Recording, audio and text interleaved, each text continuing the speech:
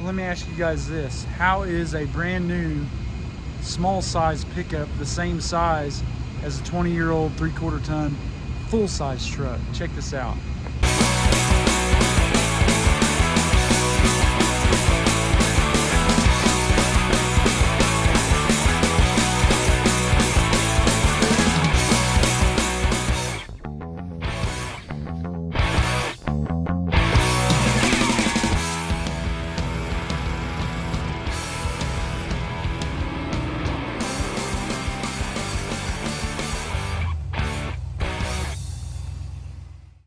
What up, guys? So yeah, it's Tuesday morning.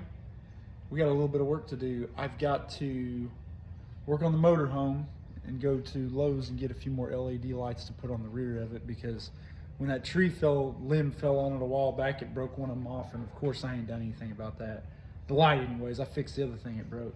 But I need to put a new alternator belt on the Camaro real quick. And then I found out something this morning. I've been driving that Mustang after letting it sit for like a month, and I noticed, man, this thing's starting to sound good, you know? And I noticed this morning when I fired it up to take my kiddo to school that the X-pipe, or not the X-pipe, the H-pipe on it is coming loose and it's leaking in different spots. So I'm gonna change this belt, move this outside, and then bring the Mustang in and jack it up and tighten that stuff up. And then we're going to load the bike up, go hit some trails, and then get those lights, and I'm gonna drive the motorhome. So let's get a little bit of work done. What's weird about this thing, and I've had this problem on other V-belt small block Chevys, is with something that really revs over like 5,500 RPMs, you tend to throw a belt sometimes. Well, that's why, you know, like the 69, 68, 67 Z28 had the deep groove alternator pulley, because this backside right here starts flopping. Well, this belt flew off the other day when I was doing a burnout, and it tore it up. So I popped it back on, and I went and bought a new one. So eventually I'll probably change that alternator pulley and get something different. So that's what I'm gonna do now. Put this new belt on, have this thing ready to drive somewhere if I want to drive it, and yeah. But all in all, still needs a new set of leaf springs in it, but other than that, it's running good. It's been driving good. Hasn't been burning too much. Like, you think this thing would burn a lot of gas, it really doesn't. I mean, I haven't tested it or anything, but seems to be doing pretty good. So I'm gonna change this belt. All right, with the Mustang jacked up, I can definitely feel like we were leaking around these ball and socket flanges. So I'm just gonna kind of go back over this. Yeah, it's leaking over here on this one too. And I'm just gonna go over all the bolts on this thing and just retighten it. It's typical maintenance, no big deal.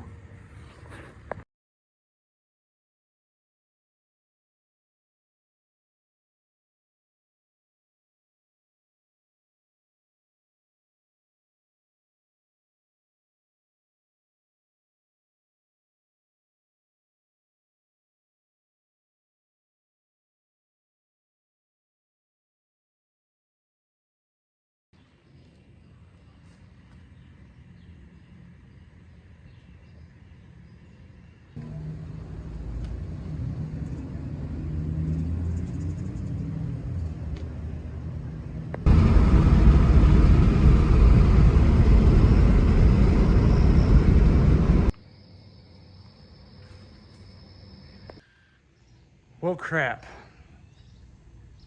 Not getting too much accomplished today, so Matt brought over the other Camaro. We got it loaded up. And I was gonna do some rearranging in this garage. I got something in my eye. Oh, goodness. Well, I put the battery, came out to start that, and it's dead. Well, I do a check on it. It's got a dead cell in the battery as soon as this weather's changed. So that's, the battery I got from my winch is bad. Now that's bad, so I gotta go buy 2 batteries now. It's like, holy crap, man. I don't know why batteries aren't lasting that long. Like, I know that's a used one, and I know that one's from 2017 because it came out of my red Ford, but like, geez, man, just every time I turn around, I gotta go buy a battery, buy a battery, and everything, so, Well, I guess we'll move on to the next thing. I'm gonna start working on the motorhome, and then Matt came up with a good idea on this Camaro, and I need to check, so we're gonna check some. All right, guys. So Matt brought over the Camaro last night, and we're sitting out here enjoying a few Pacificos, and he came up with a good point. He said, what if, because I was kind of whining about this thing not having a good rear end, and I've been trying to be cheap and find a car that's got a good one and put in that other one, or in the 81. And he's like, dude, what if this car had a hot motor in it? See, right now it didn't have anything in it, we don't know, but we do know it's got traction bars on it and everything else, and the shackles, all that crap. What if, and a slight what if, this thing had a good hot motor in it, and this rear end, even though it says it has high gears in it, the rear end pinion could have been changed. And also, this thing could still have a Positrack carrier in it, it just has bad clutches, because it'll do the same thing. So, but again, highly doubtful, but it's worth a check. So what we're gonna do, I've already took all the bolts out of the cap. We're gonna pop this cap off, and we're gonna see if it's been into. It's worth a try. You know, got nothing to lose with it. But what if this thing's got good gears and all that stuff, and I just got to rebuild a carrier? But the code said it's a, you know, high gear deal. But I mean, you can put any gear, any ratio in any of these housings, regardless of the stamping on it. So let's pop this cap off. Let's see what's actually in. All right, so all the bolts are out of this thing. We're going to take and pry on that. We're going to let it drain down. And we're going to find out what ratio. Now, one thing I always look at when I pull these off is if directly I find, you can look at that pinion. If that pinion is very large, you do not have a good gear ratio. And I can tell you right now, this thing has the largest pinion that you can get. Now, if you guys can see, this is what a losing hand looks like every time. We got an open differential, and we've got a super large pinion gear. So that means this thing's every bit of what it says it is. So usually on the super high gears, you got a large pinion and a small ring gear. And when you go down in the ratios, like 373, 410, you'll have a small pinion and a large gear. So yeah, it's worth a try. Now, could this be good and used for something else? Sure, but I'm just gonna pop the cap back on. More than likely, it's gonna get scrapped. All right, so this is what I'm messing with now, is over at my grandpa's, that tree limb fell and knocked that little vent off and broke that light. So I've actually went around this motorhome and started installing the LED marker lights on it and getting rid of these old style round lights. And they're actually looking pretty good. This front ones still work, I'm gonna leave those. Yeah, it's kind of just trying to get a few more things fixed on this thing. Not too crazy about it, you know, working on it right now. I'm just kind of not in the mood, but I need to get this done. And I'm really thinking about changing the tail lights too. Changing those out, because this one over here, one of the sockets are kind of loose in it, so it kind of goes on and off. But I definitely want to get these lights changed out, and I got a few things to finish on it and try to get it ready for another summer of action.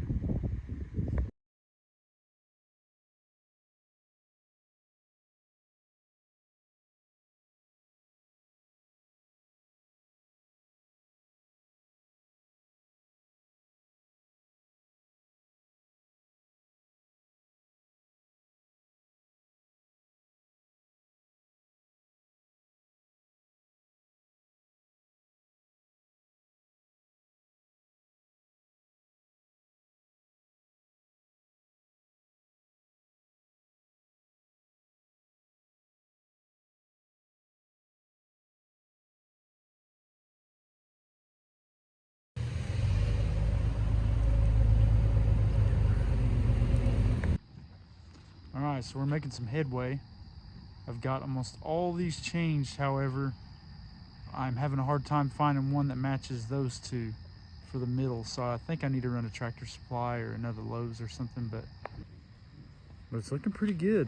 I'm gonna order a new set of tail lights. That ball socket on that one, it's got a bad connection, and those things just don't, they take the old 1157 bulbs, and I'm going to switch to LEDs. But it's looking good. Matt and I changed all those on the four corners on what, 2 trips ago.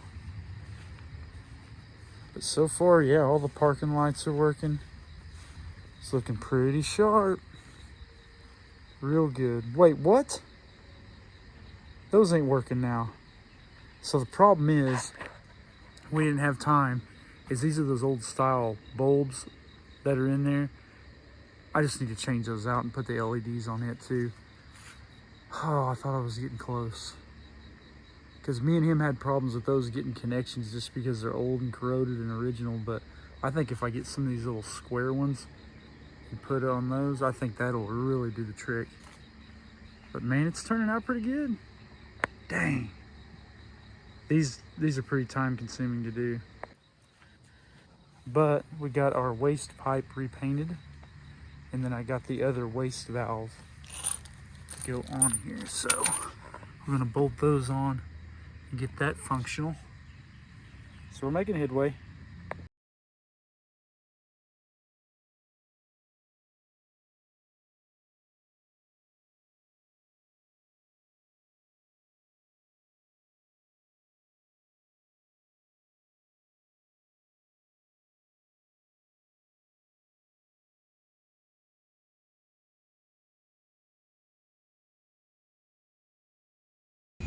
So let me ask you guys this. How is a brand new small size pickup the same size as a 20-year-old 3/4 ton full size truck? Check this out. This is my 2002 GMC 2500 HD 3/4 ton pickup. This is a 2025 GMC, what is that, Elevation? And that's supposed to be like the small size Colorado S10 style pickup. How are these small pickups the same size as regular full size pickups? Now I know I'm comparing this to a 20-year-old truck, but like, how are these vehicles getting so large and for what reason? Like, now this is a good looking little truck, I really like it. But it's like, how is it the same size as a big older truck? Like, that's crazy, man. I don't understand it. Like, why do they have to be so much or so big, you know? I mean, it's almost even the same length. I know that's a 4-door short bed truck to a single cab long bed, but like, they're the same length. How is that? That's crazy.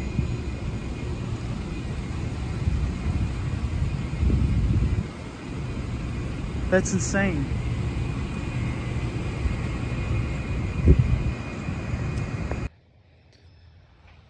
Good morning. So again, back on the motorhome. I got these lights. So of course, as it's been going, I didn't get enough. It seemed like Lowe's just doesn't carry enough of these in stock, but I did get the one I need for the rear. These will start my change out on the front. I'm going to try to make sure they work first, like if it's just a loose connection, because we're kind of strapped for time and everything. But then I also saw these little marker lights like this, and those look pretty cool. That'd be neat if I could put something like that up there to look a little bit better. But yeah, so I've got to change the oil. We got to load all our crap back in it that we took out. Finish up the lights. I'm gonna actually repaint the roof of it up there, just like, because this thing's been painted with house paint at one point. So I'm just gonna try to just clean it up as best I can. But I'm trying to think about all the stuff I need to do to it before we take off. And really there's not much to do. I mean, I keep this thing up. Like, you know, I don't just let it sit a bunch. I drive it all the time, you know, so, and like, yeah. It's just a good, and I think that's the key to making these things last, is once a week, take it for a drive, man. All right, so aside from the tail lights, which will be here tonight, our upper lights are now finished. So we've got those marking pretty well. So let's pick our tools up and go to the front and find out why the front ones aren't wanting to work. So luckily, it seems like we're just having a connection issue, so see. So what I'm gonna do is take some emery cloth and clean the contacts and put a little dab of dielectric grease on it. We'll see if it'll fix it. So the next thing I want to test here is our gray and black water tank. I got the pipe back on, got these plates on and shut. Now we're going to test to make sure these connections don't leak. So let's go dump some water in. So I got our container. We're going to climb up in here. We're going to dump some down this toilet and the sink. I guess what we could do is just dump it down the bathtub. Now mind you, this thing's been kind of dirty. I haven't cleaned it up in a while. It's mainly just been myself using this thing. So yeah, let's put some water to it. This should hit the gray water. How much? We down to about a half. Let's do a little bit more. Yeah. We got a good cleaning gonna have to happen. All right, now let's come to the toilet. All right, let's add. Now we've redone all the toilet, the fixtures, the bathtub's been redone. I still got a few things left to do, but ain't too bad. All right, on these you got a pedal. Boom. Let's add some more. There we go. Okay. Boom. All right, let's go check. May have to put some more water in it. But yeah, it's looking pretty clean. We just got to give it a good cleaning. We took all our bedding in there to wash and clean up, and so yeah. Just as I expected, it must not be making a good connection, but our shower tub is leaking around the drain. So I think most of that leak's coming around the top of it, so I don't think our plates are leaking. So that's how that works. So you take and shut. Don't know why those aren't sealing though. Huh. We'll open the gray water. There it goes. And we'll shut it back. I wonder why it's not sealing off. Let's see if it, maybe they just need to be reset or something. So what I'm doing now, got a little bit of water on our screen, is I've had to take this thing completely back off, and I think what the problem is these little bitty bolts that they had in there, they were digging into the back of the surface right there, and these new bolts that come with the kit, they don't fit through the holes very well. Now this up here, they fit those holes just fine. So what I think is this thing's not getting properly torqued down, because this one up here wasn't leaking a drop, it's this one. So I'm gonna take my drill and I'm gonna enlarge that hole a little bit so these bolts can go through and we can put washers on them and they'll have the proper shank and they'll be able to even out the load on this gasket, see if it works. All right, after wallowing in this stuff, I'm afraid to look. I ain't even putting eye contact on it, but so far it's not leaking. So let's put a test on it.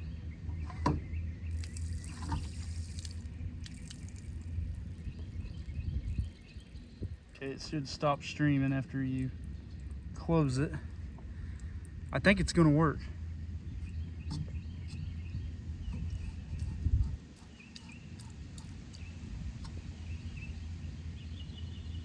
I think we fixed it. Hallelujah.